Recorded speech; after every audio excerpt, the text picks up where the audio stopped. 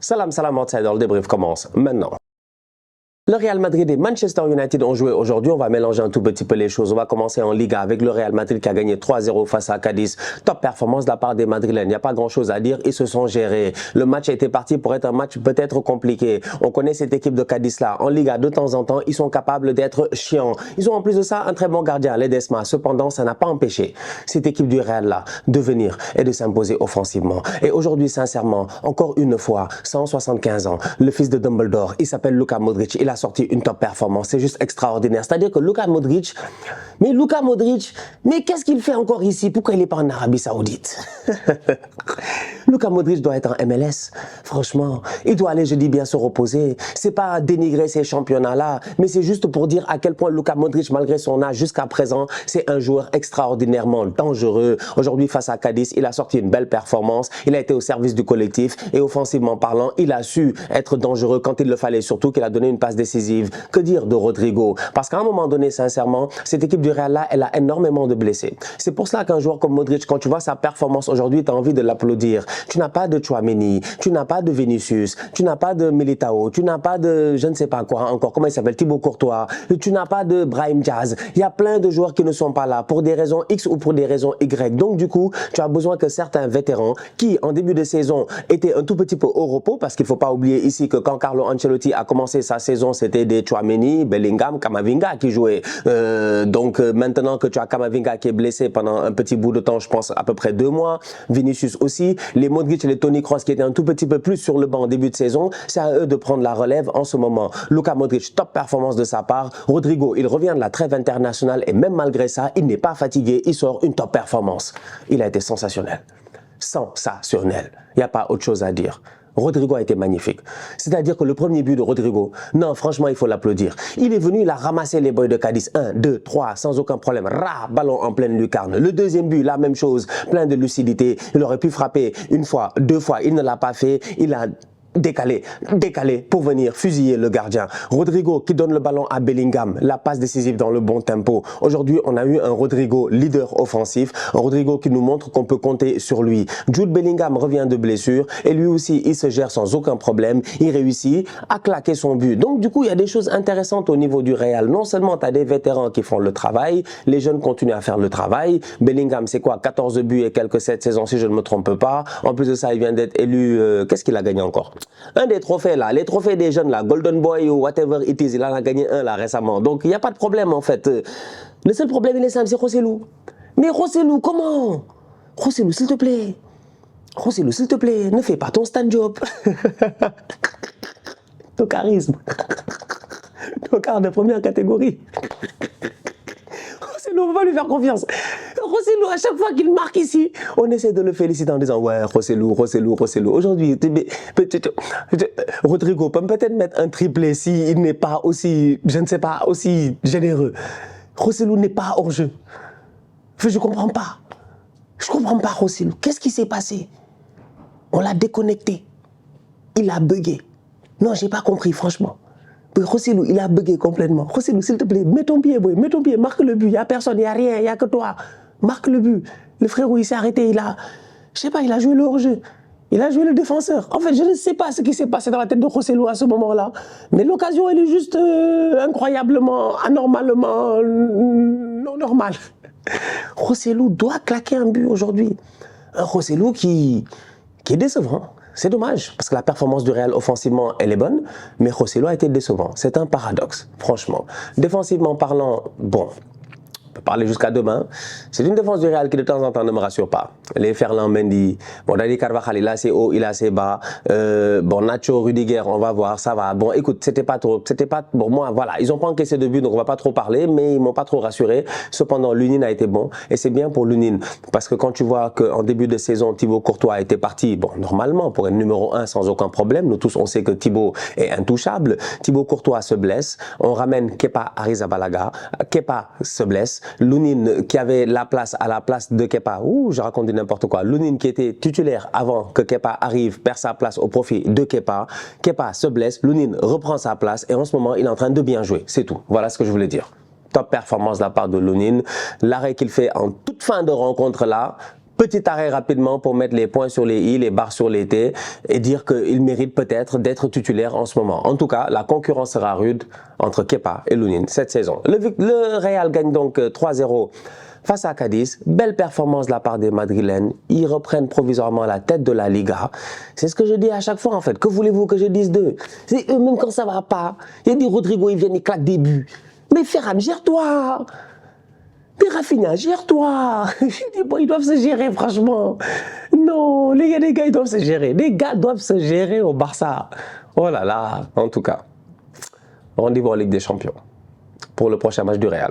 Manchester United l'emporte de son côté 3-0 face à Everton. Everton a perdu 10 points au classement parce qu'Everton n'a pas respecté certaines règles. Donc du coup, ça va être très compliqué. Les Toffees ont été, j'ai envie de dire, pas suspendus, mais ils ont été sanctionnés par la Première Ligue. Ils sont passés de 14 points à 4 points. C'est très compliqué. Ils sont avant-derniers. Donc du coup, cette équipe d'Everton-là, qui s'est battue si bien ces derniers temps, qui avait accumulé les points, qui se bat pour le maintien, malheureusement, va continuer à se battre. Et là, dans la relégation, ils jouent face à Manchester United qui en ce moment on ne comprend pas.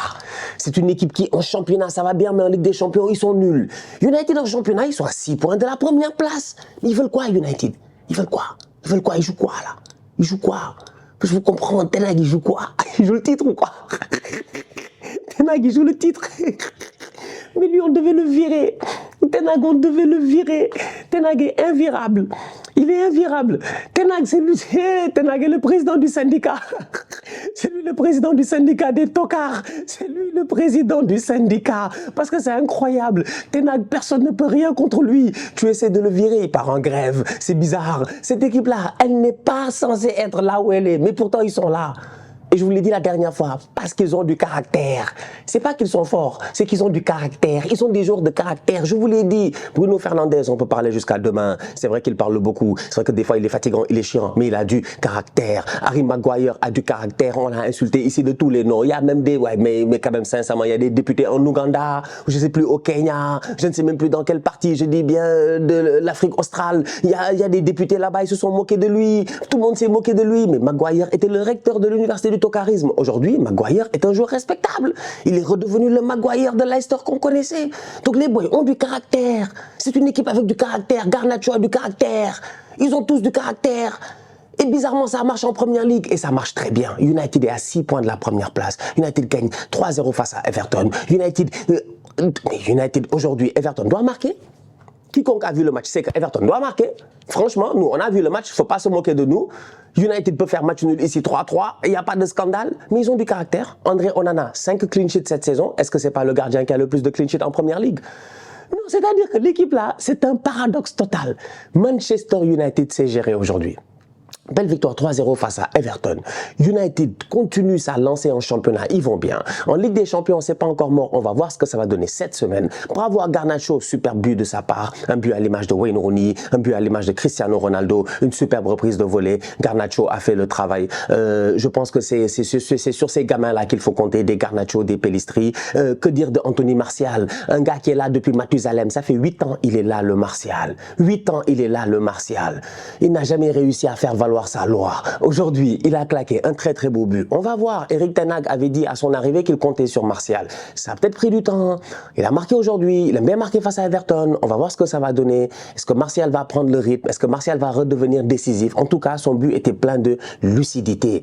Rashford qui marque un penalty. Très bien frappé. C'est aussi bien pour la confiance. Au niveau de Manchester United, en ce moment, caractère et confiance, ça peut leur permettre de remonter rapidement au classement. Ils sont 6e. Je répète encore une fois, à 6 points de la première place et ils ont récupéré le petit Kobbie Mainoo. Nous qui avons vu la pré-saison de Manchester United, on sait que Mainoo est bon. Mainoo avait été blessé lors du match face au Real Madrid en pré-saison. Malheureusement, il l'avait perdu là-bas. Depuis lors, il a été blessé. Le petit a pris tout le temps qu'il fallait pour revenir en forme. Aujourd'hui, il joue un match, mais comme un boss au milieu de terrain. Je me méfie de Manchester. En fait, je me méfie de tout le monde dans ce championnat. Ce championnat est stressant, très stressant. Manchester United de Eric Ten Hag, que moi je pensais que Ten Hag allait être viré, est là, tranquillement posé, à 6 points de tout le monde, ils sont là, ils nous regardent, on les regarde. Il y a un problème, on se regarde tous en chien de faïence. C'est ça la Première Ligue. Bien joué de la part des Mancuniens. On va voir ce que ça va donner. D'ailleurs, j'ai bien hâte de voir c'est quoi leur prochain match, ces bandits là. Manchester United, bon, Galatasaray, Newcastle. Ouh, Newcastle, Manchester United. Manchester United, Chelsea. Les 2 prochains matchs de United en championnat sont intéressants. À suivre. Tottenham de son côté a perdu 2-1 face à Aston Villa. Ah, 10 matchs, 10 victoires, machin, etc. Ils étaient trop chauds et tout. 3 matchs, 3 défaites. C'est la première ligue. Championnat n'est pas simple. Tottenham Chelsea 4-1. Tottenham Wolverhampton 2-1. Tottenham Aston Villa 2-1. C'est 3 matchs, 3 défaites. Prochain match de Tottenham, Manchester City. Ensuite, c'est West Ham et Newcastle. Prochain match, ça dit que Tottenham peut enchaîner 4 défaites d'affilée après avoir gagné 10 matchs d'affilée. C'est incroyable. Non, pas après avoir gagné 10 matchs d'affilée, après avoir été 10 matchs invaincus. C'est incroyable. Ils ont beaucoup de blessés. Il faut le dire, voilà, il faut le dire, ils ont énormément de blessés. Aujourd'hui, ils avaient une défense que j'ai même pas compris, Emerson Royal, tout ça, etc. Une défense vraiment, une défense, il n'y a pas de défenseurs centraux. Donc c'était assez compliqué. Ils auraient dû marquer en début de match, Son Heung-min, tout ça, ils auraient dû se gérer. Ligne défensive très haute de la part de Aston Villa. Aston Villa s'est géré en fait. Aston Villa, ils sont restés calmes, ils sont restés posés, ils ont su concrétiser quand il le fallait. Sur les contres et les transitions, ils ont été dangereux. Oli Watkins a été très bon, il a marqué un but, un chouïa hors jeu, il a marqué un deuxième but, très beau but, contrôle frappe, Tielemans, belle passe décisive, Bailey, belle rentrée, Pau Torres solide en défense, Camara au milieu de terrain, taille patron, franchement, Aston Villa, Unai Emery, good evening, il est 4e. C'est quoi ce championnat? Il est 4e. C'est-à-dire que Ten Hag, tu t'attends pas, il est là. L'autre, il est 4e. Arsenal est premier sur l'arbre, l'éléphant. Liverpool et City, ils sont là. Ce championnat est compliqué. Compliqué. Il n'y a que Chelsea qui ne se gère pas, en tout cas. Tottenham a encore perdu, donc on va voir ce que ça va donner la semaine prochaine face à Manchester City, en attendant de voir s'ils vont récupérer les joueurs qui sont peut-être blessés, parce qu'ils en ont beaucoup, et les suspendus, vu que Bissouma n'était pas là. La famille, on se capte très bientôt pour une nouvelle vidéo. D'ici là, on continue à liker, on continue à partager, on s'abonne. On est ensemble, on reste en santé. C'est le plus important. Southsider.